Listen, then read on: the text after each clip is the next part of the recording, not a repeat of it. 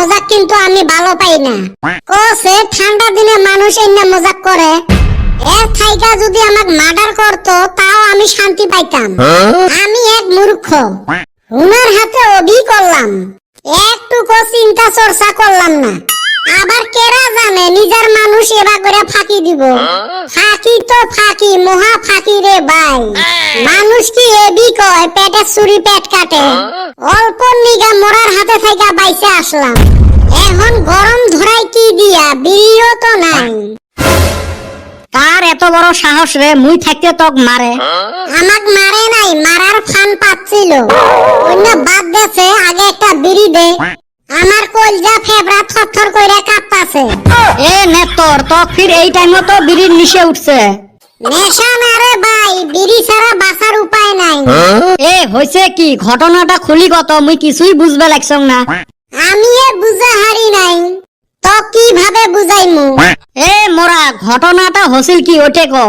রাইতে ঘুমাইছি, সকাল 9টা বাজছে, উঠবার আর মন চায় না। সকালে তো জানোস হেরুম আরাম ধরে, বিছনায় থাইকা তো উঠবার মন চায় না। এবি 7 দিন থাইকা গাও দই না। বাড়ির তো বেককে জানে, আজকা কিছু ওয়ার্নিং দিল না। ডাইরেক্ট আমার বাবা আইসা কইলো, আজকা শরীর বাচ্চা থাইকা দেখবার নিগা আসবো তো, তাড়াতাড়ি উইটা গাও গোসল দে। তুই তো জানোস আমি ঠান্ডার দিনে এবি গাও ধুবার চাই না। এই কথা হই না আর থাকা হারলাম না। এতে তো ভালা কথা, খুশির টাইমত গাও পাও ধুয়ে চকচকা হয়ে থাকা লাগে। আরো চেংড়ির বাড়ি থাই আসবে দেখবে। মুই তো হাউসে হাউসে 3-4 বার গাও ধুলুম হয়। অত হাউস করান যাব না। কে? ওই হাউসে তো গন্ডগোল, আমিও তো ওই হাউসে করছিলাম। কে তারপর কি হল ঘটনা? কি আর হইব রে ভাই, আমি আর ডাইন ভাই কিছুই চিন্তা করলাম না। অভি ডুব দিবার নিগা লাভ দিয়া উঠলাম, আর গরম পানিরও চিন্তা চর্চা করলাম না। এই পুকুরির ঠান্ডা পানি রে ভাই, ওই পানিতে ডুব দিলাম। গতর একদম বরফের মতো হয়ে গেল। কমসে কম 15 মিনিট ঠান্ডায় আমি কাঁপছি রে ভাই। তারপরে কি হল? কি আর হবো, আইসা সাজু গুজু কইরা রেডি হইলাম। পছন্দ তো আবার হওয়ান লাগবো। বাবাকে যা কইলাম, বাবা কয়টা সুম আসবো? বাবা আমাক কইলো, ধুরু পাগল মজাক করছি, তুই 7 দিন ধইরা গোসল করস না, গোসল করার নিগা তোরে মজাক করছি।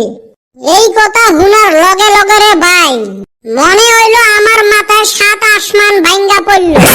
না কোন হারি না সোয়ান হারি, তুই কসে কে বাটা থাকে। বুদ্ধিটা খারাপ করে নাই, নেতর মানুষের সাথে রুমে হওয়া লাগে। তুইও আগর সাথ দিলি না, কামটা তো আমরা খুবই খারাপ করছে। এই ঠান্ডা দিনত ঠান্ডা পানি দিয়ে মানুষ মজাক করে নাকি? এতে তো ভারী অন্যায়। তুইও দেখি হেরুম ভারত বেলের দুইও মিহি কাটস। এর থাইকা যদি আমার 2 দিন ভাত না দিত তাও আমি শান্তি থাকতাম। দুনিয়ায় কারে বিশ্বাস করমু রে ভাই? বাপ মাওয়ে জিবা কইরা ঠকায়, মানুষে আর কি বিশ্বাস করমু? তাই জান রে ভাই, মুইও তো 10 দিন থাই গাও ধং না। বিয়ের কথা শুনলে তো মুইও পাগলা হয়ে যাং। মরো বাইর থাই বান এরম করি ঠকায়। বিশ্বাস নাই রে ভাই, পাইলে বিড়ি 2 মুঠা বাইতে নিয়ে হয়া থুস। না, মুইও শিখে পালুং না তক দেখি। হেরে কদম, তোর বিয়ের কথা শুনি না মোর আরেকটা কথা মনে পড়িল। কি মনে পড়ল রে? ওই ঢেপরা চাচার বলে বেটির বিয়ে। হয়তো আমিও শুনছিলাম, আমার এই টেনশনে ওইটা মনে হারাইয়া গেছিলাম। হয় রে, আজকে বলে বিয়ে, বিশাল খাওয়া দাওয়ার আয়োজন। কিন্তু কই আমার তো জিয়ে পদ দিল না। তাই তো, কেবা মানুষ একে গ্রামে থাকি জিয়াপদ দেয় না। 2-3 শ্বাসে খামু। এক সন্ধ্যে খাইবার বাইলে হল এই নেতর আরো 3 সন্ধ্যে খাওয়ার ধান্দা করে। এমনা বাদ দে, জিয়াপদ কিসের নিগা দিল না ওইটা ভাব। এটা তো ভাবার বিষয়। গাঁৱতে বিয়ে হাইফাই খাওয়া, আর আমার গুলোকে জিয়ে পদ না দে। তোমরা দুইজনেতে কি করেন? আমরা তো বৈশা রইছি, তোরা সাইজা গুইজা কোনে যাস? আমরা ওই ঢেপরা চাচার বেটির বিয়ের জিয়ে পদ দিছে রে, ওতে খাইবার যাই। আমাক যে জিয়াপদ দেয় নাই তাও অত খারাপ লাগে নাই, কিন্তু এগরে দিল আমাক দিল না। এইটা হই না তো হেরুম খারাপ লাগলো। আরে বেটা ছাওয়া, তোমাক জিয়ে পদ দেয় নাই, এই যে পদার দেয় নাই দিছে। আমরা তো তোমার না খাওয়ানো হয়, আমরা সন্ধ্যেবেলা যাবো। মেরে কদম তাই তো। আমরা মনে হয় জানি না।